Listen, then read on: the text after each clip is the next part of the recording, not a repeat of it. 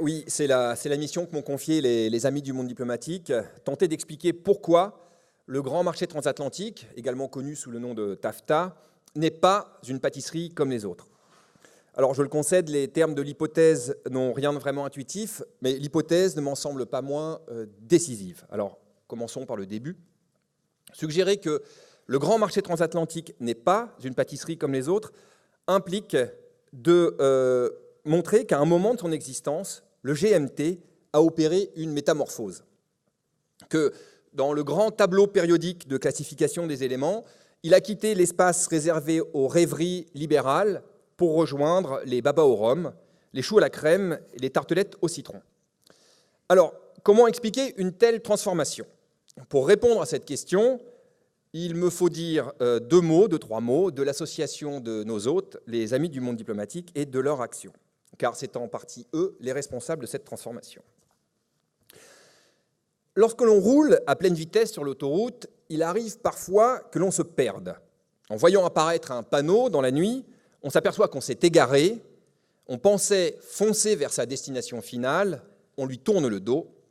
Dans un tel cas de figure, une seule urgence, freiner. Priver la machine de l'inertie qui la propulse vers l'impasse. En politique, ce grand freinage, cela s'appelle la lutte. Imaginez un autre monde, un monde où, par exemple, le principal quotidien économique ne serait pas détenu par la première ou l'une des premières fortunes de France, un monde où, dans ce journal, on ne lirait pas d'éditoriaux se félicitant de la baisse tant attendue des salaires, comme ce fut le cas le 6 septembre dernier, sous la plume de Jean-Francis Pécresse, lequel se plaignait néanmoins d'une érosion, je cite, trop timide de la rémunération des Français. Imaginer un autre monde implique de se retrousser les manches, de préparer la bataille. La révolutionnaire allemande Clara Zetkin exposait les choses en ces termes, je la cite. « L'histoire ne nous montre pas un seul cas d'une classe exploitante et dominante qui ait renoncé volontairement à sa position de pouvoir. » Il faudra donc l'y aider, il faudra donc lutter.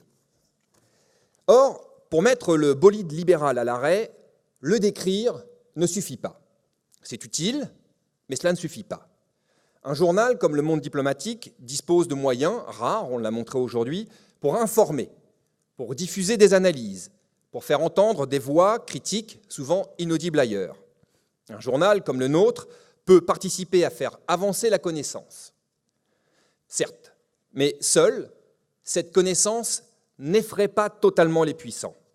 Le savoir ne les inquiète que lorsqu'il arme des luttes de gens organisés, et alors seulement, tout peut basculer.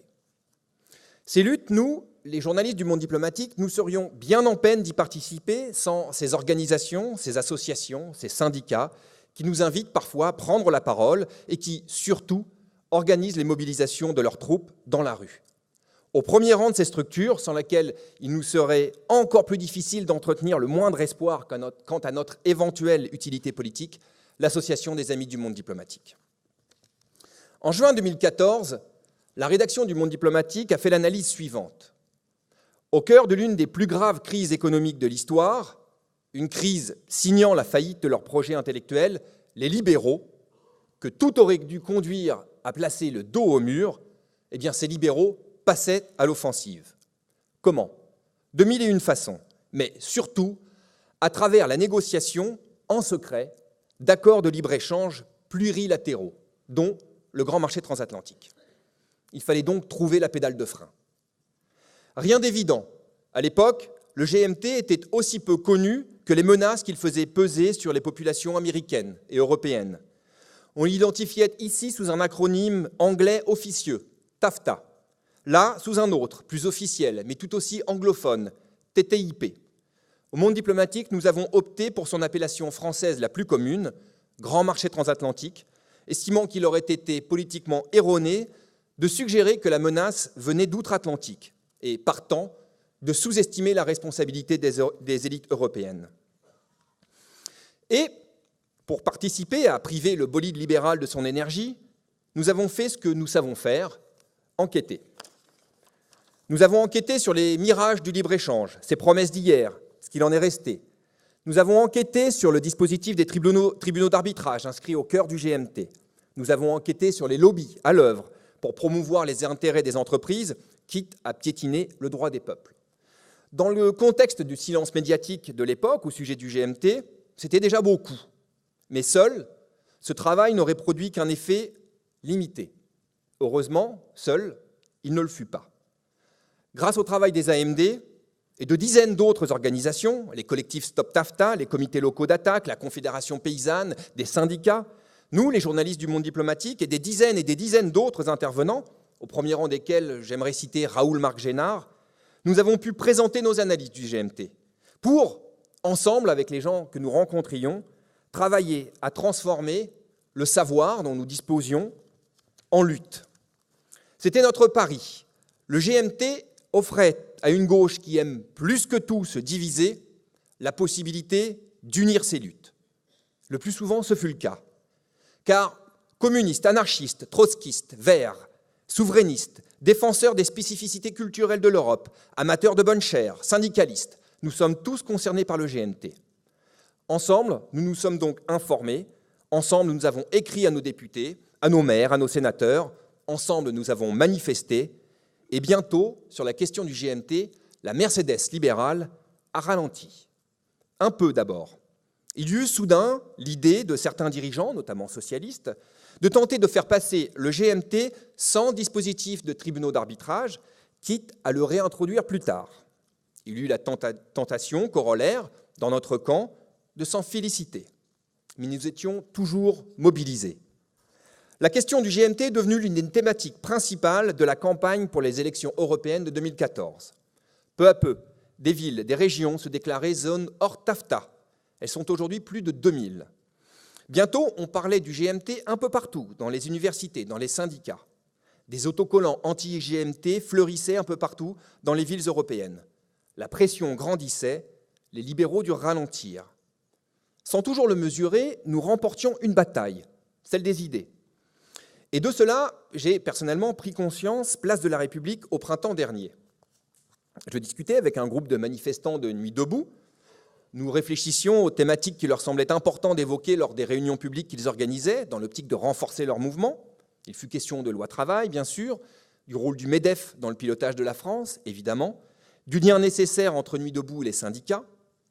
Et au cours de la conversation, j'évoquais la question du GMT, convaincu de l'occasion qui se présentait à nous de faire progresser notre combat. Réaction de mes interlocuteurs, dont aucun avait plus de 25 ans. Le GMT, ouais, mais bon, c'est un peu une tarte à la crème. Une tarte à la crème. Oui, l'AG a déjà décidé, il y a plusieurs jours, qu'elle se déclarait zone hors TAFTA. Sans que je me rende compte, le GMT s'était donc transformé en douceur de fin de repas. Dans un premier temps, il me fut difficile de comprendre ce terme de tarte à la crème. Je me suis dit que peut-être que quelques années d'expérience politique supplémentaire auraient conduit mes interlocuteurs à se montrer moins rudes avec moi et avec ma proposition. Et puis, après quelques jours, je me suis demandé s'ils ne tenaient pas quelque chose. Et si l'une des raisons pour lesquelles j'avais autant de mal à entendre leurs propos ne relevait pas de cette disposition propre à la gauche, celle qui fait qu'on se sent tellement plus à notre aise dans les salons un peu mités de la défaite, que nous connaissons si bien, que dans ceux plus lumineux, mais plus étrangers à nos yeux, de la victoire. D'ailleurs, le 30 août dernier, le secrétaire d'État au commerce extérieur, Matthias Fekl, n'annonçait-il pas, je le cite, qu'il demanderait, au nom de la France, l'arrêt des négociations du TAFTA. Le GMT était donc devenu une pâtisserie. Soit, je veux bien le concéder à mes amis de Nuit debout, mais pas une pâtisserie comme les autres. Tout d'abord, les négociations ne sont pas interrompues, comme le précise très volontiers la commissaire européenne au commerce, Cecilia Malmström. En juin dernier, l'ensemble des chefs d'État européens a confirmé le mandat de négociation de la Commission au sujet du GMT, au moment même où le président français envoyait à ses électeurs potentiels, la question qui se pose, c'est existe-t-il vraiment, mais envoyait un message suggérant qu'il s'alarmait soudain des excès du libéralisme. Faudrait-il par ailleurs oublier qu'avant le GMT, il y eut la GCS, l'AMI, l'ALCA, contre lesquels il avait fallu se battre. Faudrait-il faire semblant de ne pas voir que derrière l'arbre du GMT, il y a la forêt de tous les autres accords actuellement en négociation? L'accord sur le commerce des services entre une cinquantaine de pays et l'Union européenne, mais également le CETA, l'accord de libre-échange entre l'Union européenne et le Canada. Serait-ce tomber dans la théorie du complot que d'imaginer, comme Aurélie Trouvé, d'Attaque, que l'abandon, peut-être temporaire, du GMT permettrait surtout de sauver le soldat CETA, qui doit être adopté par le Conseil européen le 18 octobre et signé lors d'un sommet Union européenne-Canada le 27 octobre. Nous avons entendu vos préoccupations, nous diraient en substance les socialistes français, nous les avons entendues et nous les partageons. Vous pouvez donc nous faire confiance lorsque nous vous garantissons qu'il faut impérativement signer le CETA. Or, frère siamois du GMT, le CETA comporte une grande partie des dispositifs qui nous avaient conduits à manifester contre le grand marché transatlantique, à commencer par les tribunaux d'arbitrage. On l'oublie parfois, ici peut-être moins qu'ailleurs, mais nul n'est tenu de croire les dirigeants politiques sur parole, surtout lorsqu'ils sont en campagne, et surtout lorsqu'ils sont socialistes. Car il est arrivé, en effet, qu'une fois au pouvoir, les socialistes nous déçoivent. Nul n'est tenu de croire les dirigeants politiques sur parole, mais il est parfois intéressant de s'intéresser aux détails de leurs déclarations. Comment le gouvernement français justifie-t-il son revirement quant au GMT ? Eh bien, par le fait que les Américains rechigneraient à négocier, notamment sur la question de la protection de leur marché public. En d'autres termes, nous pourrions nous réjouir d'un retournement des socialistes au sujet du libre-échange, au moment même où le principal problème, à leurs yeux, c'est que le GMT est encore trop protectionniste. En fait, sur le libre-échange, la détermination de nos amis ne fléchit pas. Mercredi dernier, la Commission des affaires européennes de l'Assemblée nationale examinait une proposition de résolution demandant au gouvernement d'agir pour que le CETA, l'accord de libre-échange entre l'Union européenne et le Canada, pour que le CETA donc, ne soit pas appliqué de façon temporaire avant le vote du Parlement, comme l'envisageait la Commission européenne.